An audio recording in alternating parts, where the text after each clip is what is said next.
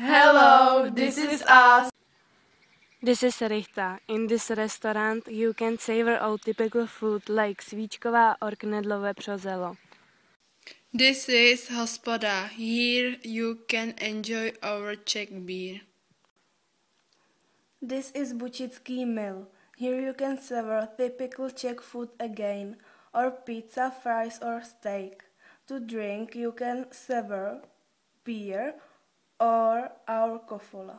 Lásky, kterou jsem tobě dal.